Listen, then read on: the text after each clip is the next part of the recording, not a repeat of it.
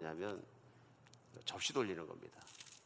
접시를 돌리는데 접시를 작대기 딱 꽂아서 뭘 처음에는 삐뚤삐뚤해서 막 돌리다 보면은 회전력이 빨라지고 그래서 돌려놓으면 빨리 돌아가면서 중심을 찾고 들고 있습니다. 앞에 자매들이 몇 분 나와 계시고요. 뺑뺑 돌려서 하나 탁 갖다 놓고 또 뺑뺑 돌려서 또 하나 갖다 놓고 어쩔 때는 많은 사람들이 서 있는데 하나씩 다 몇 개 놓습니다. 근데 그걸 들고 서 있으면 좀 있으면 힘이 빠지니까 핑그렁핑그렁 떨어지려 그러면 마술하신 분이 쫓아가서 또 한 바퀴 돌려놓으면 또 한동안 또 서 있습니다. 그러다가 이제 클라이맥스는 뭐냐면 10명이면 10명이 쫙 들고 서 있으면 접시가 다 돌아가는 것입니다. 그럼 박수가 막 쏟아졌던 기억이 납니다. 그렇게 많은 접시들을 한 번에 돌릴 수 있는 게 능력인 거죠. 어떤 분들이 비유하시고 그렇게 하셨습니다. 인생이 접시 돌리기 같다. 접시 돌리기 같다. 인생의 부분을 가만히 생각해보면 그런 것 같아요. 남들처럼 접시 돌리기를 하죠. 성장하느라고 공부하느라고 공부 접시 돌리기를 합니다. 열심히 돌리는 거죠. 실력을 쌓고. 그러다가 사춘기가 지나가고 공부가 어느 정도 되면 이제 직업 잡기, 이제 직업을 갖기 위해서 접시 돌리기를 합니다. 힘차게 돌리고 직장 생활합니다. 그러면서 또 사업을 하기도 하고요. 접시 하나를 돌리는 거죠. 가족을 꾸리니까 또 다른 사람도 꾸리니까 가족도 살아가면서 가족을 위한 접시 돌리기를 또 합니다. 뭐 이런저런 또 친구 관계 접시 돌리기도 있고요. 또 취미생활 접시 돌리기도 있고요. 어떤 분들한테는 연세 들어가시면서 잘 안 되는 것 어떻게든 해보려고 골프 돌리기를 또 열심히 하십니다. 뭐든지 잘 안 되니까 이게 돌리기가 쉬운 것이 아니거든요. 삐뚤삐뚤 떨어지려고 하는 걸 다 돌리고 돌려갖고 이제 그럴 때마다 몰입합니다. 어떻게든 세웠는데 그러고 보면 다른 접시가 또 삐뚤삐뚤합니다. 가서 또 흔들어 놓고 또 오면 또 인생이 어떻게 보면 이리 흔들고 저리 흔들고 뛰어다니고 이리 가고 저리 가고 흔들어 세워놓고 또 가면 이것도 흔들리고 그렇게 살다 보면 나이가 먹어가는 것이 인생이 아닌가 생각될 정도로 세상 생활은 그렇습니다.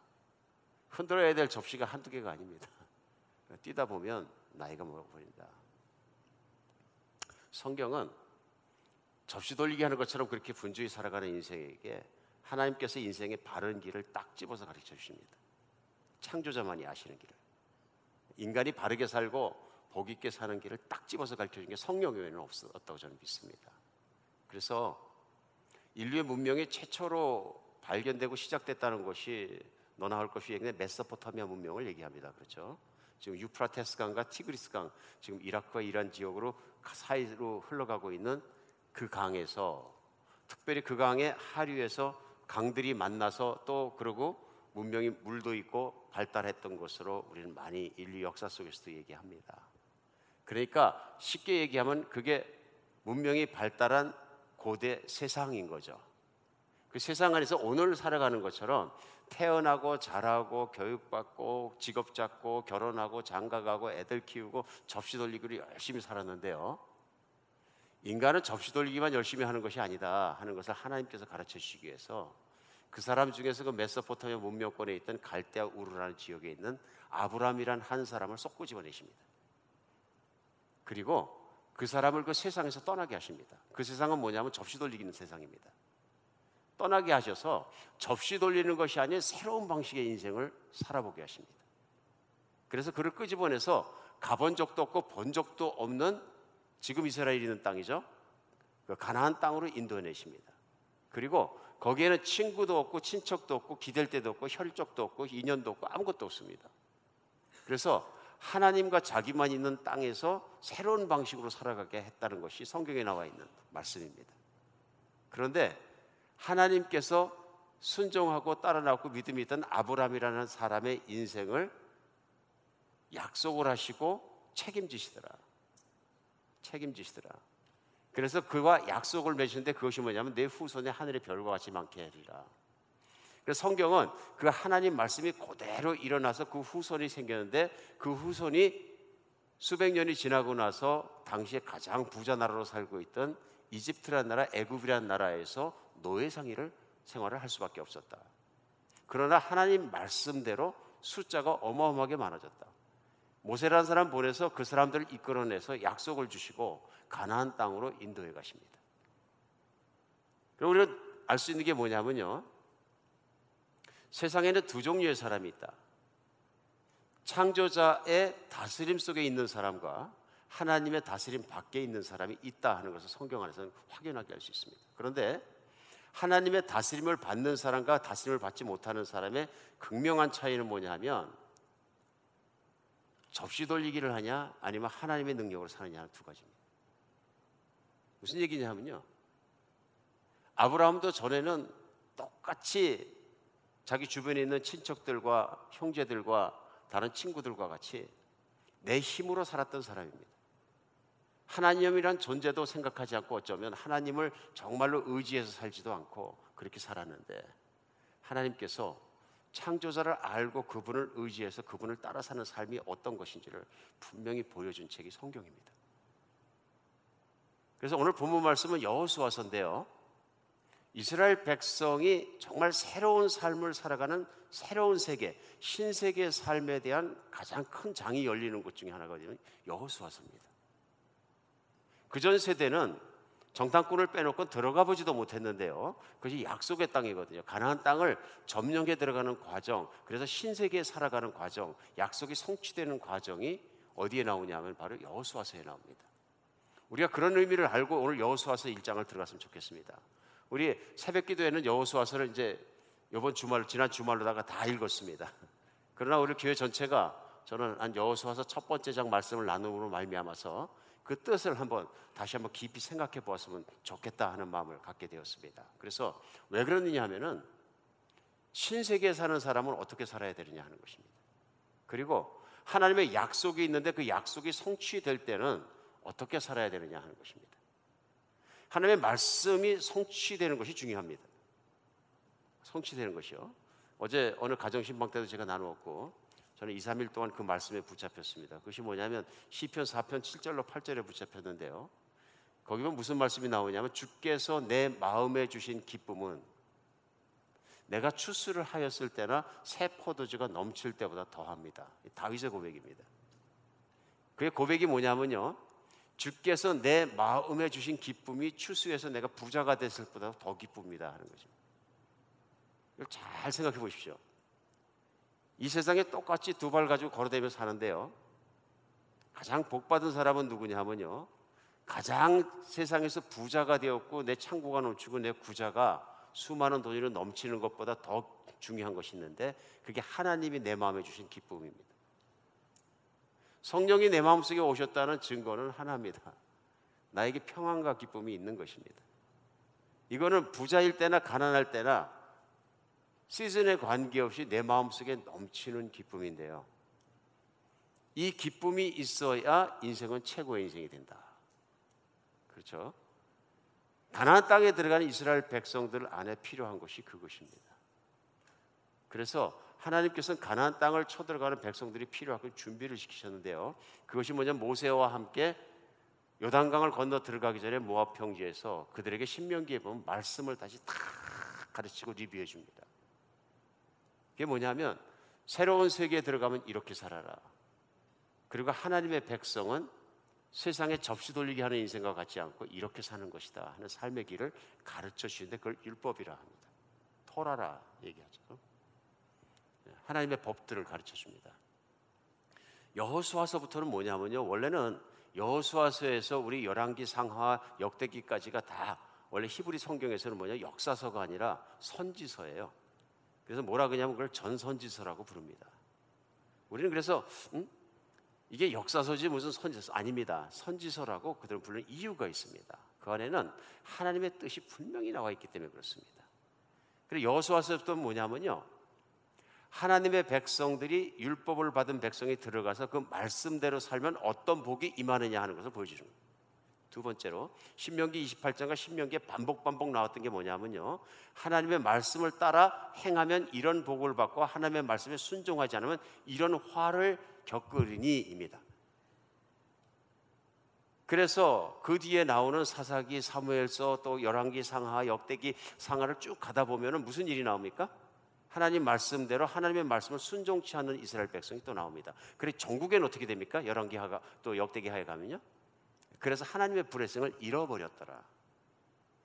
그래서 축복이 아닌 저주 가운데로 빠져버렸더라. 그래서 저주받아서 남의 나라의 왕 밑에 들어가서 노예 생활을 다시 했더라. 심지어는 어떻게 됩니까? 하나님의 영광이 그 성전을 떠나버렸더라 하는 것이 선지서들을 통해서 나오는 거죠. 그런 면에서는 전선지서, 후선지서가 맞는 게 뭐냐면, 선지서는 하나님의 말씀을 통해서 이스라엘의 현재와 미래를 가르쳐주는 하나님의 말씀이거든요. 그러니까 모세오경에서 토라에서 신명기까지 하나님의 백성은 이렇게 살아라는 말씀을 주셨는데, 거기에 대한 적용이 여호수아서부터 시작되는 것입니다. 여호수아서는 그 말씀의 성취이고요, 성공이고요. 나머지 책들은 서서히 성공하기도 하고 잃기도 하고 왔다 갔다 하다가 실패가 많아지면서 다 잃어버렸다 하는 것이 구약 성경의 맨 끝입니다. 그런 희망 없는, 미래 없는 인류에게 예수 그리스도가 오신 것이 신약 성경의 시작이고요.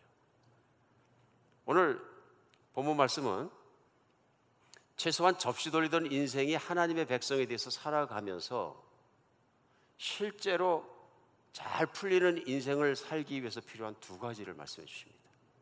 그러니까 오늘날도 마찬가지입니다.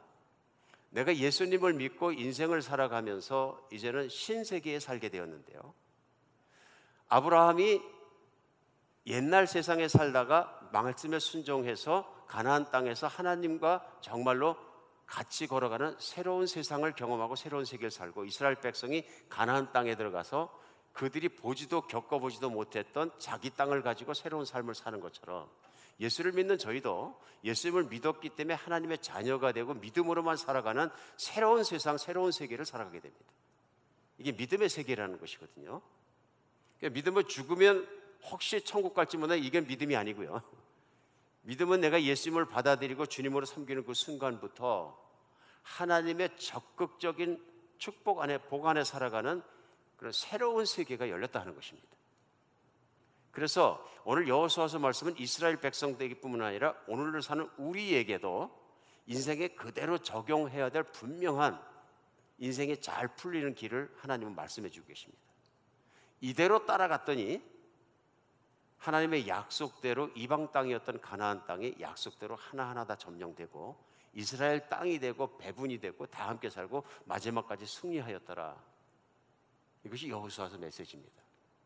그러면 오늘 1장 시작하자마자 하나님께서는 여호수아를 부르셔서 그를 준비시키시는데 두 가지를 철저하게 준비시킵니다. 첫 번째가 뭐냐면 오늘 본문 간다는 거냐, 강하고 담대하라입니다.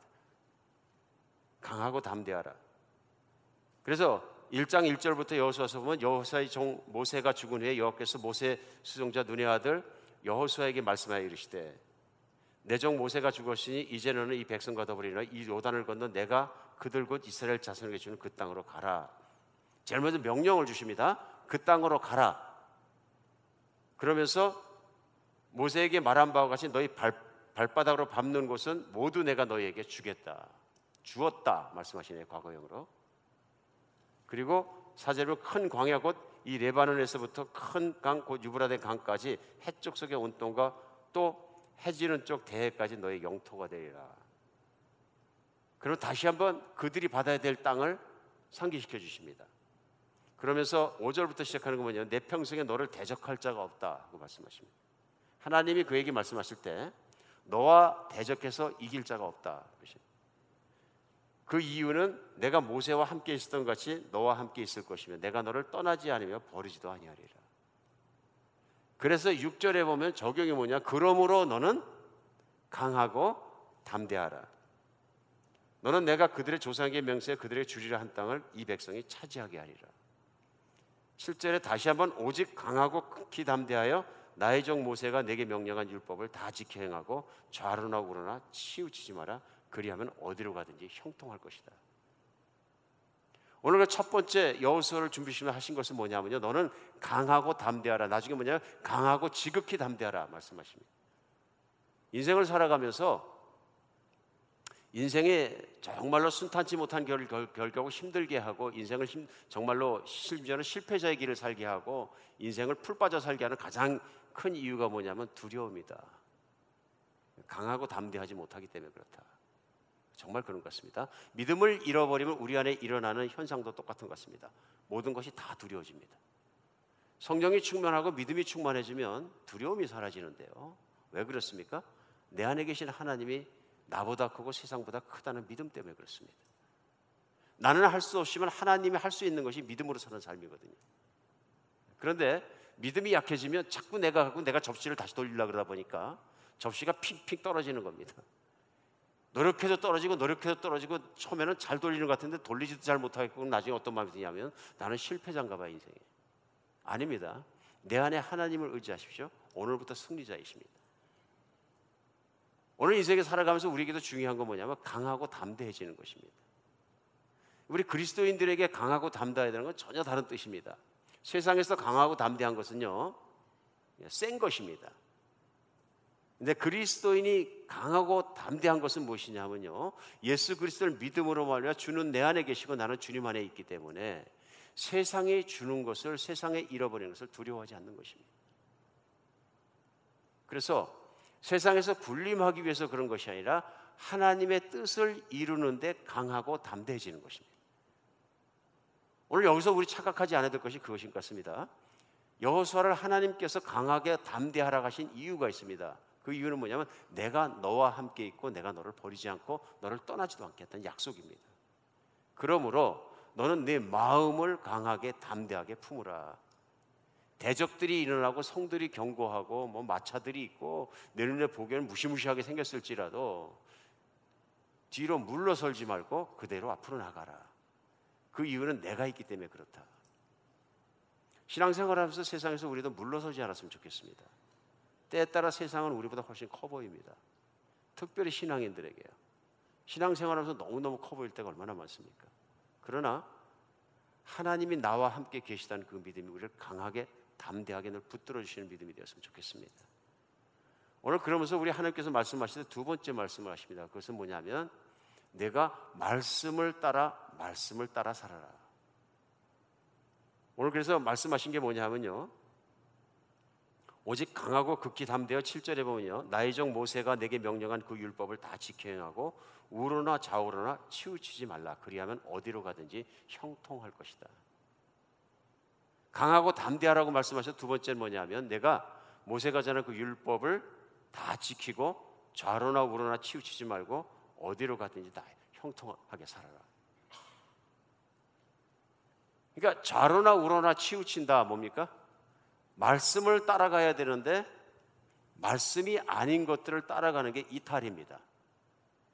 그러니까 말씀을 다 지키고 말씀만 따라가야 되는데 예를 들면 너의 판단, 너의 지혜, 사람들의 지혜, 세상의 길, 세상의 전략, 수많은 지류들이 있습니다. 인생을 살아가면서도 마찬가지인 것 같습니다. 내가 무엇을 위해 어떻게 살아야 될까 심각하게 고민해 보면, 그렇죠?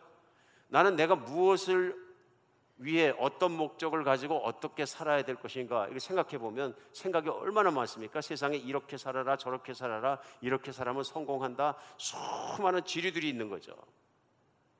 너는 좌로나 우로나 치우치지 말고 오직 하나님의 말씀을 따라 살아라. 길은 외길입니다.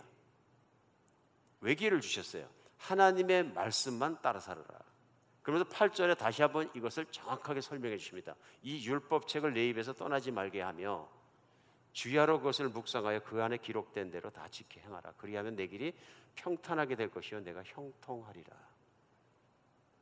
이 짧은 본문 속에 계속 반복하게 나오는 건 뭡니까? 강하고 담대하라. 이는 내가 너와 함께 있습니다. 두 번째는요, 형통이라는 단어입니다. 하나님의 말씀, 곧 율법이란 단어가 나오면 바로 따라오는 게 뭐냐? 형통이란 단어가 똑같이 붙어서 나옵니다.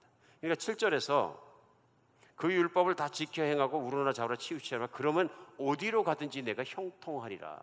8절의 설명이 뭐예요? 이 율법책을 내 입에서 떠나지 말게 하며 그 가운데 기록된 대로 다 지켜 행하라. 그죠? 내가 그것을 주야로 묵상하여 그 가운데 기록된 대로 다 지켜 행하라. 그러면 내 인생이 내 길이 평탄할 것이요 내가 형통하리라. 형통하리라. 그러니까 성경 안에서 여기서 보면 참 귀하게 우리가 받아야 될 단어가 있습니다. 그러면 형통이란 단어입니다. 형통한 인생 사시기 바랍니다. 형통한 인생 원하십니까? 형통. 근데 형통이 뭔지 혹시 잘 이해하셨습니까? 외람 때 그지 한번 질문해. 형통이 뭘까요? 예, 뒤로 넘어져도 머리가 깨지지 않는 겁니까? 그러니까 형통의 반대말은 불운이라 그러면, 그렇죠? 그러니까 형통이란 단어에 대해서 우리는 잘 생각해 볼 필요가 있다. 어떤 분들은 형통을 세상적인 단어로 해석할 때 엄청난 혼돈이 옵니다. 세상에서는 형통이라는 건 뭐냐 하면요, 어디를 깨져도 부자가 된다, 어디를 깨져도 건강을 잃지 않는다, 어떻게 뒤집어져도 애들이 잘 된다, 뭐 이런 뜻입니다. 맞습니까? 그러니까 형통이란 단어를 뭐에다가 맞추느냐 하면요, 세상에서 추구하고 있고 돌리는 접시에다 맞춥니다. 부자라는 접시, 교육이라는 접시, 자식이라는 접시, 이게 다 잘 되는 것, 이게 다 잘 되는 것이 모든 것이 형통하다 이렇게 표현합니다. 성경에서 말씀하시는 형통은 좀 의미가 다릅니다. 그래서 성경에서는 이 형통이란 단어를 우리가 뭐 꼭 좋은 크리스천에 대해서 히브리어를 원전의 구약 성경을 많이 알 필요가 꼭 있는 것 같지는 않습니다. 교사가 아니라면. 그러나 몇 개 단어는 우리가 아는 것이 참 유익하다 하는 것을 나누는 것 중에 하나가 뭡니까? 우리 교회에서 헤세드, 사랑과 은혜와 자비와 그 모든, 헤세드와 함께 꼭 따라다니는 단어가 또 있었죠. 예메트라는 단어입니다. 진실, 진리라는 단어, 아멘이라는 단어가 부사형으로 거기서 나온 거죠. 아멘, 아멘, 진실로, 진실로 하는 것이. 그러니까 하나님은 은혜를 베푸시고 진실한 분이시고 신실한 분이, faithful, 끝까지 이루시는 분이라. 그 두 단어가 얼마나 중요한지 모릅니다. 그러니까 그 두 단어가 그렇게 중요하니까 사도 바울도 그걸 꼭 붙잡고 헤세드와 예메트를 붙잡았기 때문에 예수 그리스도의 십자가와 부활과 진리와 모든 걸 붙잡았기 때문에 그 빌립보서 1장 6절이죠. 1장 6절에 보면 너희 안에 착한 일을 시작하신 이가 그리스도 예수 안에서 그것을 이루실 줄을 믿는다. 그러니까 너희 안에 그리스도 예수로 말미암아 선한 일을 빌립보 교인들에게 하는 얘기예요. 착한 일을 시작하신 분 누구예요? 하나님 아버지이시고 성령님이세요. 너희에게 각자에게 믿음을 주시고 교회가 생기게 하시고 그 모든 것을 주신 하나님이 하나님의 뜻을, 선한 뜻을 그리스도 예수의 날까지 이룰 것을 믿는다. 빌립보서 2장 6절에 믿는다. 그 믿음의 핵심이 뭐냐면 하나님의 헤세드와 예메트예요. 하나님의 인자하심과 사랑과 자비로우심과 신실하심이 예수 그리스도의 십자가를 통해 확실하게 드러났으므로 이제는 그리스도를 믿고 그분 안에 있는 사람들의 모든 것 가운데 하나님이 이루시지 않겠느냐. 그렇죠? 오늘 새로운 단어 하나를 나누기 위해서 형통이라는 단어입니다. 찰라크라는 단어인데요, 히브리어는 찰라크라는 단어입니다. 그러니까 헤세드, 제가 볼 때는 또 예메토와 함께 찰라크라는 단어도 굉장히 중요합니다. 하나님을 믿는 백성의, 하나님을 믿는 사람의 인생을 형통해야 합니다. 형통해야 합니다. 이게 하나님의 약속이에요. 근데 하나님을 믿는데 내 인생은 형통하지 않습니다. 그럼 형통을 잘못 해석했구나, 하나님 말씀을 올곧게 따라가지 않았기 때문에 그런 것입니다. 그런 얘기죠. 그리고 성경에서 말하는 형통이라는 단어는 영어로 prosperous, 뭐 부자가 된다, 뭐 번성한다 이런 뜻이 아니라 한 번 시작한 일을 완수한다는 뜻입니다. 기밥 안 하고요, 신실하고도 예메트하고도 관계가 있는데요, 한 번 시작된 일이 반드시 이루어진다는 게 뭐냐면 형통입니다. 다 뚫고 지나간다는, 시작해서 끝날 때까지 다 뚫고 지나간다는 뜻입니다. 이루어진다 하는 뜻입니다. 아주 멋있는 약속입니다. 하나님 약속 중에 내가 형통하리라 그러면 내가 어떤 환경을 만나고 무엇을 만날지라도 내가 구원받고 영광스러워지고 하나님의 나라에 살아가는 것이 컴플리트 될 것이다 하는 뜻입니다. 그게 형통입니다. 그래서 주님의 백성들이 형통하시길 원합니다. 인생이 형통하십시오 하고 내가 이렇게 블레싱을 해줘서 무슨 뜻이냐면 주님께서 주님을 위해 시작하신 일이 기화의 인생을 통해서 다 이루어지길 바랍니다. 끝까지. 굉장히 좋은, 그리스도에서 굉장히 좋은, 그러니까 우리 옆에 분들을 보고 한번 축복하겠습니다. 인생이 형통하시길 바랍니다. 믿으십니까? 내 안에 착한 일을 시작하신 하나님이 나의 인생의 끝날과 그 이 땅에서 끝뿐만 아니라 영원하기까지 그것을 이루실 것이다. 이게 형통입니다. 믿으십니까? 믿으면 이 믿음이어야 합니다. 그러니까 이런 사람은 형통을 믿기 때문에, 하나님이 하실 일을 믿기 때문에 가다가 웅덩이에 빠지다 한번 넘어지든 어쩌든 절대로 낙심하지 않는다. 강하고 담대하라의 이유 중에 하나가 뭐냐면 내가 형통하다는 믿음입니다. 하나님이 나와 함께 계시다는 믿음에서 나오는 게 뭐냐면 나는 형통할 것이라는 믿음입니다. 내가 어떤 환경을 만나도 하나님 반드시 이루실 것이고 이루실 것이다. 오늘 이 형통을 약속하시면서 앞에 걸려 있는 것이 있습니다. 그것이 뭡니까? 말씀을 제일 먼저 입에서 떠나지 말게 하라. 8절에요. 제일 먼저 말씀하시면서 말씀의 곧은 길을 가라. 좌로나 우로나 치우치지 마라. 7절에 말씀하시고 나서요, 곧은 길을 가는 길에 대한 적용을 8절에서 말씀하십니다. 제일 먼저 말씀을 입에서 떠나지 않게 하라. 인생이 형통한 길을 못 살게 되는 이유는 하나님 때문에 그런 것이 아니라 인생 때문에 그렇고 신앙인 때문에 그런 거죠. 그러니까 신앙인이 형통한 길을 잘 걸어서 따라갔었는데 옆으로 가갖고 다른 길을 가서 형통치 못한 가장 큰 이유는 뭐냐면 하나님의 말씀의 길을 따라가지 않아서 그런 것인데, 제일 먼저 그 입에서 말씀이 떠나서 그렇다, 이렇게 설명하십니다. 오늘 전쟁하러 가는 여호수아에게 하나님께서는 전략을 잘 짜라, 병거를 공격할 땐 옆에서 이렇게 가고 뒤에서 제대를 나눠서 공격해라, 기가 막힌 지략을 주시고 기가 막힌 성공의 방법들을 주시는 게 아니고요, 한 가지만 주셨어요. 두 가지네요. 강하고 담대하라. 너는 율법책을 내 입에서 떠나지 말게 하라. 기가 막힌 말씀입니다. 다른 거 아무것도 안 주시고 두 가지만 주셨어요. 근데 그 두 가지면 다 됩니다. 두 가지가 다 왜 그렇습니까? 하나님이 나와 함께 계시다는 믿음에서 나온 것입니다. God is with me. 하나님이 내 안에 계시고 나와 함께 계심으로 강하고 담대하고, 하나님이 나와 함께 계시면 내가 그분의 말씀만 따라간다. 예수님이 이걸 이루셨어요. 아버지께서 내 안에 계심으로 내가 모든 것을 내 뜻대로 말하지 않고 아버지의 뜻대로 말하고 아버지의 뜻대로 행한다. 그 말씀의 길대로만 올곧게 걸어가신 거예요. 이걸 아버지께서 기뻐하셔서 부활시키셨다. 예수님은 우리의 모델인 거죠, 인생에. 근데 예수님은 우리의 모델이라고 막연한데, 오늘 하나님께서는 여호수아에서 확실한 적용을 주십니다. 하나님 말씀을 입술에서 떠나지 않게 하라. 어떻게 하면 됩니까?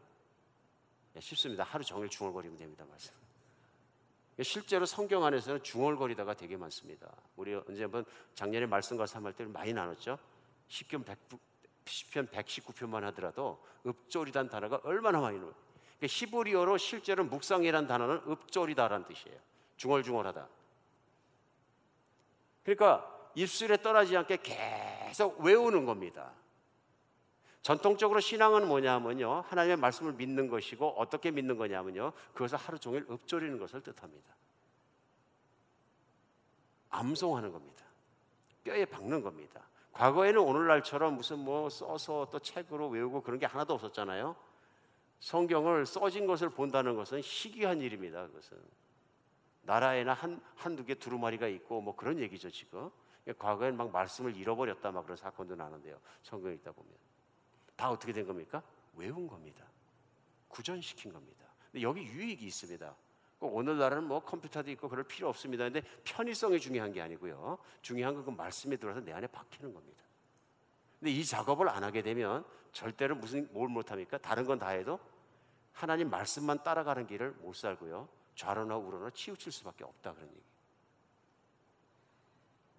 우리 지난 부활절 이전부터 말씀 낳고 복음을 같이 나누면서 복음에 대한 가장 큰 복과 적용이 무엇이냐면 성령이 내 안에 오셔서 함께 사시는 것, 우리 몇 주간 나눴습니다. 그래서 로마서 우리 8장 말씀을 통해서 어떻게 따라가냐 생각했을 때, 그렇죠? 육신을 쫓는 자는 육신의 일을, 영을 쫓는 자는 영의 일을 생각하나니. 그러니까 무엇을 따르느냐. 그러니까 육신의 생각은 사망이요, 영의 생각은 생명과 평안이라 8장에서 금방 나오잖아요. 그러니까 로마서 8장 4절로 5절, 6절, 7절 계속 되는 게 뭐냐면 무엇을 따르느냐 따라야 되는데, 그것은 뭐냐면 그 생각이 무엇으로 차 있느냐 하는 것입니다. 영을 따르는 게 무엇이냐 하는 것입니다. 근데 중요한 건 뭐냐면 말씀을 따르는 것입니다. 성령이 내 안에 계시다는 건 예수 그리스도가 내 안에 계시다는 거예요. 예수님 말씀을 요한복음에 말씀하신 대로 성령이었으면 그의 것으로 말씀하시고 내 말을 생각나게 하셔. 예수의 말씀을 생각나게 하는 거죠. 그러니까 예수님이 요한복음 15장에서 7절이죠. 7절에 말씀하신 게 그 말씀이죠.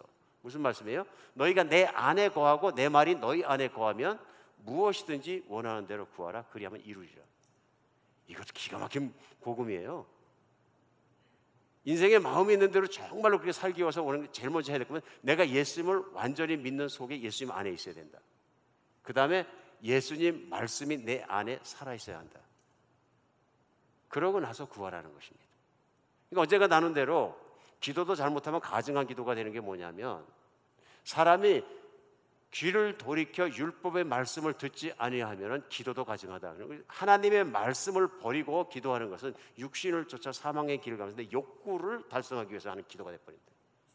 이해하시겠습니까? 하나님의 마음과 내 마음이 하나가 될 때, 하나님이 내 안에 살아계실 때, 그리고 예수님의 소원대로 그분의 중보 기도대로 그날에는 저희가 내 안에, 내가 저희 안에, 아버지, 우리 모두가 아버지 안에 있는 것을 저희를 알게 하옵소서, 성령을 내려주시옵소서, 이런 뜻이거든요. 이 땅에서 나를 믿는 자를 한 명도 잃어버리지 않고 다 구원할 수 있도록 아버지께서 성령 보내주시어서 저들을 마지막 날에 이루어 주시옵소서는 간절한 소원의 기도입니다. 그게 겟세마네의 중보 기도거든요. 요한복음 17장. 오늘 성경을 왔다 갔다 해서 죄송합니다. 우리는 성경을 말씀을 나누고 성경 말씀이 내 안에 살아있어야 합니다. 그리고 성경이 성경의 말씀들을 깨닫고 이해하고 풀어내줘야 된다고 저는 믿습니다. 그것이 안 되면 이 머릿속에 확 시원해질 정도로 그게 안 옵니다.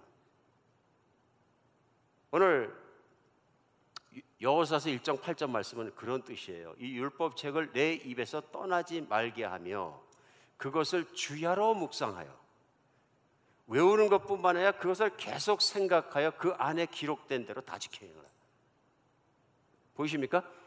입술에서 떠나지 않는 암송으로부터 시작했는데 그것이 내 생각과 마음을 점령해 버렸어요. 그게 주야로 묵상하는 거예요. 묵상 어디서 합니까? 생각과 마음에서 하잖아요. 처음에는 입으로 외웠는데 생각과 마음을 점령하고 그 다음에 뭐가 됩니까? 삶을 점령해 버리는 거예요. 삶의 유일한 길이 뭐냐면 하나님의 뜻이 그리하면 살기도 하고 죽기도 하고 하는 믿음의 길, 곧 말씀의 길을 걸어가는 것이 그에게 가능해졌다. 이게 복받은 사람입니다. 그러면 내 길이 평탄하게 될 것이요 내 인생이 형통하리라. 형통이라는 단어가 또 나오는 데가 있습니다. 근데 전혀 변함없이 설명합니다. 그것이 시편 1편 첫 번째 편에 나옵니다. 시편 1편 아시죠? 시편 1편은 이제 다 외우실 수 있죠. 그러니까 말씀을 얼마나 외우고 내 골수에 들어가느냐는 게 우리에게 믿음에 얼마나 도움이 되고 얼마나 중요한 것이라는 걸 다시 한번 생각하게 합니다. 시편 1편은 어떻게 써요? 복이 있는 사람은 악인들의 꾀를 따르지 아니하며 죄인들의 길에 서지 아니하며 오만한 자들의 자리에 앉지 아니하며 오직 여호와의 율법을 즐거워하여 그 율법을 주야로 묵상하는 사람이에요. 자로다. 그러면 어떻게 된다고요? 결과가 나오죠.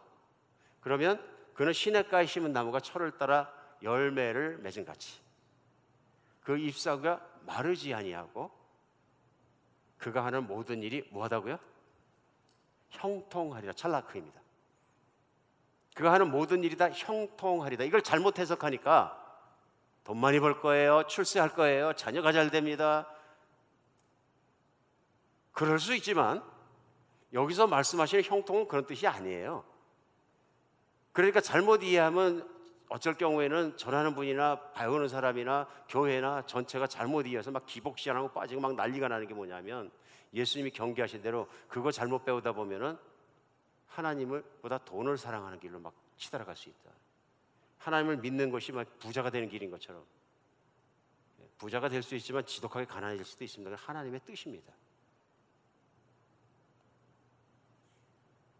그래서 시편에서도 그 설명이 나옵니다.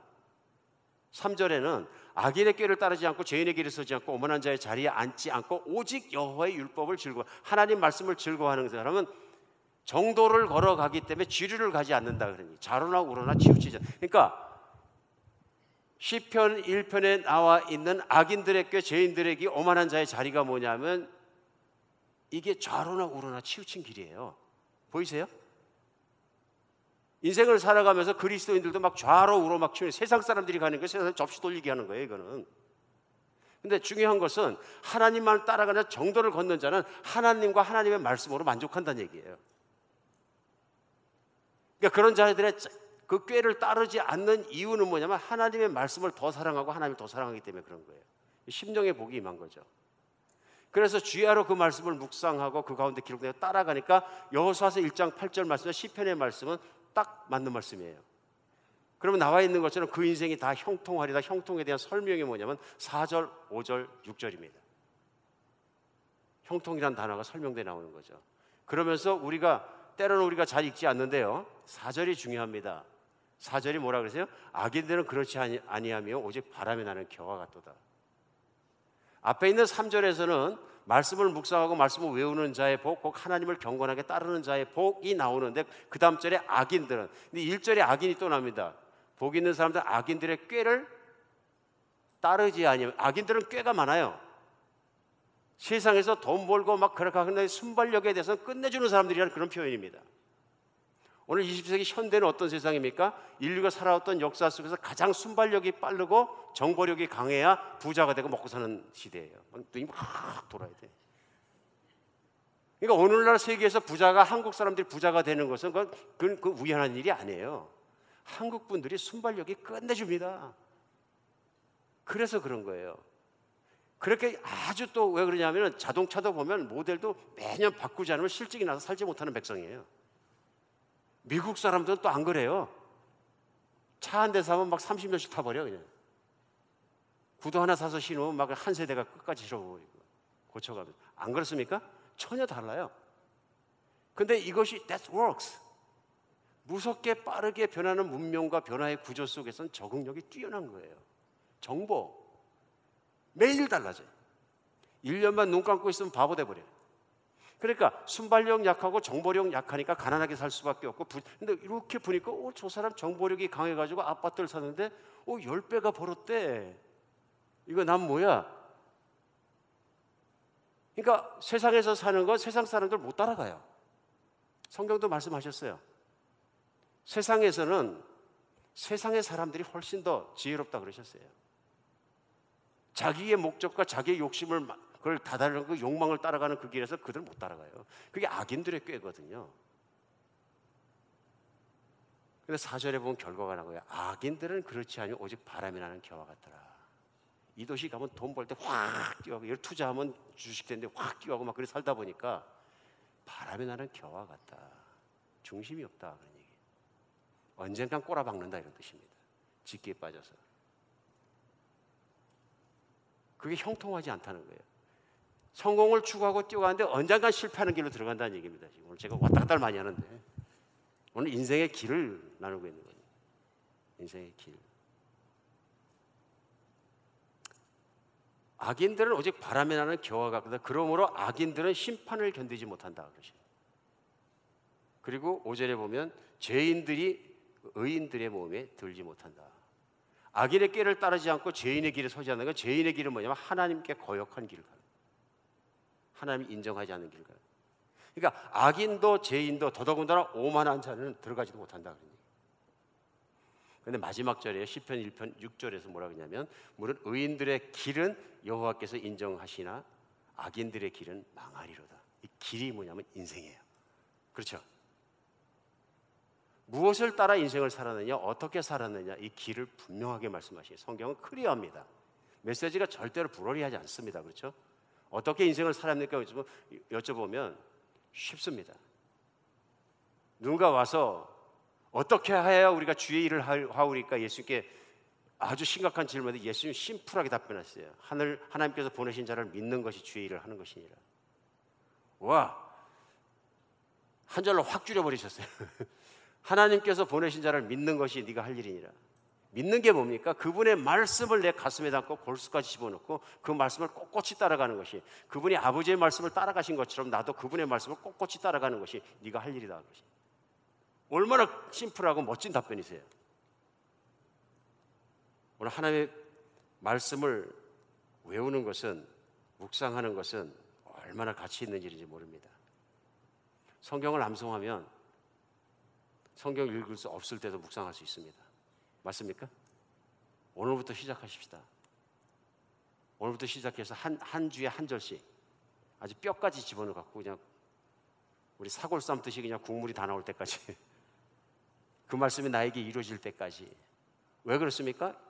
여호수아서를 많이 알고 수백 번 읽는 것도 중요하지만 더 중요한 건 1장 8절에 내 안에 이루어지는 거거든요. 1장 8절에 뭐라 그러셨어요? 그러므로 이 율법책을 내 입에서 떠나지 않게 하며 그것을 주의하러 밤낮으로 묵상해서 그 가운데 기록된 대로 다 따라 살아라. 그러면 내가 가는 길이 평탄할 것이요 내가 형통하리라. 짧잖아요. 만약에 우리가 이 말씀대로 이 말씀이 내 삶에 이루어지지 않는다면 오늘 설교도 무효한 것입니다. 다른 사람, 믿은 사람, 받아들인 사람에게는 유효하고 인생을 바뀌는 인생의 정말 변화의 모멘텀이 되고 인생의 정말로 큰 길이 되겠지만 내가 믿지 않고 따라가지 않으면 아무것도 아닙니다. 실행할 수 있으면 좋겠습니다. 우선 한 주에 한 절씩이라도 꼬박꼬박 외우십시다. 내가 말씀 몇 개를 외웁니까? 하고 여쭤보면 여러분 너무 좀 방법론적이다 하고 또 인격을 공격하는, 인격의 문제보다 더 중요한 죽고 사는 문제입니다. 내 인생이 얼마나 신앙생활이 흐트러졌느냐, 어쩌면 내가 좌로나 우로나 치우친 길을 가고 있느냐 하는 것이 뭐냐면, 내가 말씀의 길을 떠났으면 내가 말씀이 얼마나 가까운 거라면 확인해 보시기 바랍니다. 얼마나 자주 읽으십니까? 얼마나 많이 묵상하십니까? 주야로 묵상하십니까? 얼마나 많이 열심히 외우려고 하십니까? 내 기분으로 하나님 따라가는 거, 이거 이제 우리가 조심해야 될 것 같아요. 때에 따른 내가 잘 믿는 것 같아, 내가 그래도 뭐 섬김도 있고, 그것보다 더 중요한 게 있어요. 말씀을 따라가야 합니다. 말씀을 암송하면 믿음이 강해집니다. 그렇죠? 로마서 10장 말씀대로 믿음은 들음으로 말미암아, 들음은 그리스도의 말씀으로 말미암기 때문에 말씀을 암송하면 믿음이 강해집니다. 성경을 암송하면 말씀이 내 생각과 마음을 장악하면서 세상을 보는 관점이 달라집니다. 퍼스펙티브가 달라지는 거예요. 우리가 메모리얼 연휴는 노는 날인데요. 놀러 다니는 거 오케이, 리프레시 되고 놀러 다니는 거 얼마나 좋아요. 근데 놀러 다니면서 위험한 게 있습니다. 내가 뭐 골프를 치러 다니든 뭐 여행을 다니든 배를 타고 가든 비행기를 타고 가든 산에 들어가든 바다에 가든 낚시질 하든 무엇을 하든 모든 게 뭐냐면 우리 관심과 시선을 뺏어갑니다. 이때 조심해야 될 게 있어요. 이게 길어지면 어떻게 되냐면요, 자칫 잘못해서 내가 신앙을 잘못 지켜 말씀의 훈련이 안 된 분들은 통째로, 그래가지고 무슨 일이 나느냐, 주께서 주신 내 마음에 주신 기쁨은 내가 부자가 될 것보다도 더 좋습니다. 이게 없어집니다. 믿으십니까? 하나님 말씀을 따라 살 마음이 없어지는 거예요. 그리고 월십해도 기쁘지가 않고요, 마음이 식어버리는데 이게 성령 충만을 뺏겨버린 거예요. 놀러 가는 것이 잘못이 아니라 놀러 갔을 때 조심하면서 성령의 충만함과 말씀을 지켜야 합니다. 우리 한비전 교회는 지금 놀러 갔을 때 이 시간 예배를 다 같이 드리신 줄 믿습니다. 그거 못하실 분은 놀러 가지 마세요. 차라리 내 교회에 붙잡혀 있는 게 훨씬 행복한 길입니다. 둘 중에 하나입니다. 그죠? 잘 따라가든지. 여태 우리를 지켜주는 게 뭐냐면 말씀이에요. 내가 교회 멀리 있을 때, 무엇에 멀리 있을 때, 일 때문에 바빴을 때 말씀을 암송하고 계속 생각하고 그러면 일하면서도 생각할 수 있습니다. 그게 암송의 중요한 것입니다. 암송은 우리 막 가치관을 바꿔버립니다. 암송하면 하나님 말씀이 더 쉽게 기억나서 죄의 유혹과 마귀하고 싸울 때 정말 유효합니다. 그냥 막연하게 마귀야 물러가라 그러지 말고, 마귀가 내 하나는 소리가 있으면 그 소리를 예수님이 광야에서 금식하실 때 싸우셨던 것처럼 말씀으로 탁 대고 밀어버려야 합니다. 왜냐하면 마귀는 비진리를 집어넣어 주려고 그러고요, 그 비진리를 빼는 길은 하나밖에 없어요. 진리로 대적하는 길입니다. 그래서 사도 바울은 에베소 6장 말씀을 나눌 때 그 얘기를 한 거죠. 전신갑주리인데 중요한 게 맨 마지막에 뭐예요? 믿음의 방패뿐만 아니라 성령의 검을 가지고 마귀를 멸해버려라. 마귀를 멸하지 않으면 내 마음속에 계속 불을 지르니까 그걸 멸하는 길이 뭐냐면 말씀으로 밀어내는 것뿐이에요. 죽이는 거예요. 마귀는 내 마음속에다 비진리를 심어놓거든요. 그 비진리가 들어오고 나면은요, 엄청 괴롭힙니다. 마음속에 전쟁터로 만들어버립니다. 말씀을 맺겠습니다. 마지막으로 나이가 들어가시는 분들은 말씀 열심히 매일 하면 좋은 거 있어요. 알츠하이머를 예방합니다. 알츠하이머. 그렇죠? 머리는 쓰라고 주셨어요, 하나님이. 그러니까 머리를 쓰고 마음을 쓰고 모든 걸 쓰고 계속 하나님 말에 몰입하다 보면 은혜도 은혜지만은 이 노안을 막아줘요. 젊은이 같이 살 수 있습니다. 삶의 활력을 가지고 오늘부터 꼭 적용하고 외우시기 바랍니다. 오늘 하루 설교를 적용 안 하시면 nothing.